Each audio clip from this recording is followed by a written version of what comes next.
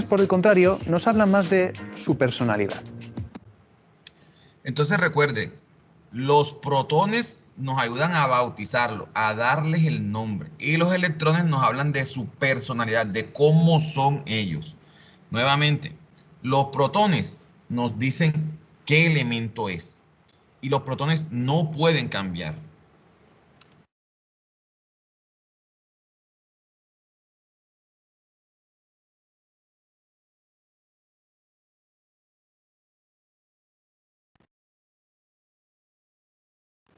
Se ordenan ellos solos en forma de capas, como una cebolla. Y esto es clave para entender la tabla periódica.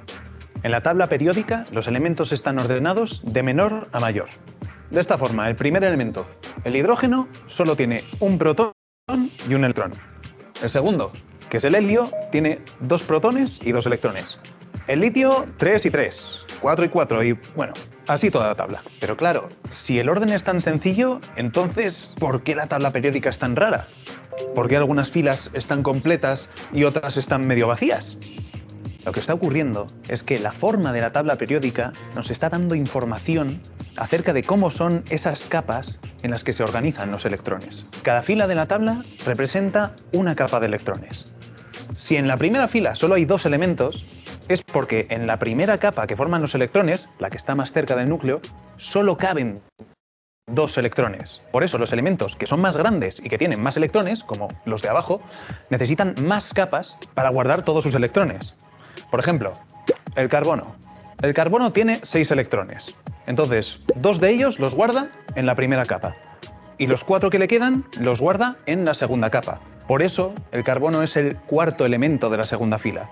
Porque en la segunda capa ha guardado 4 electrones. Esto quiere decir que si cogemos cualquiera de los 118 elementos que hay en la tabla periódica, podemos saber cómo están organizados sus electrones simplemente sabiendo dónde están colocados. Y esto es súper importante, porque la configuración electrónica de los elementos nos permite predecir su comportamiento.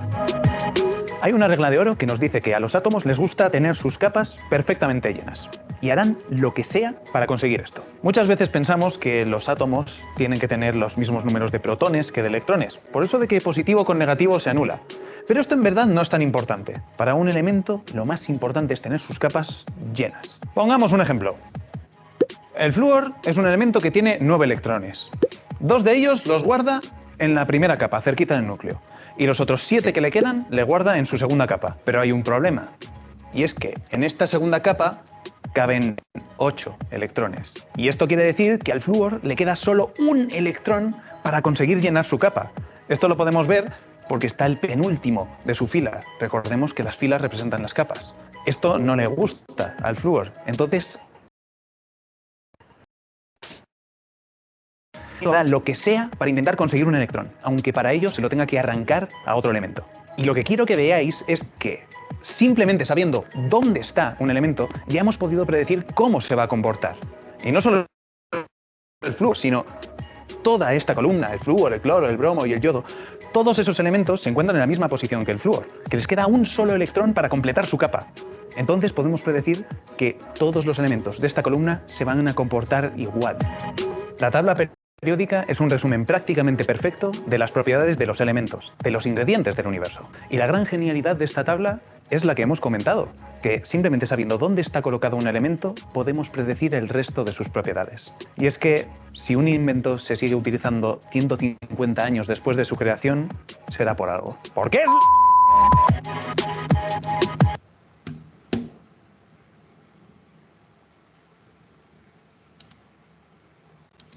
Listo, creo que el video fue lo suficientemente claro cuando nos dice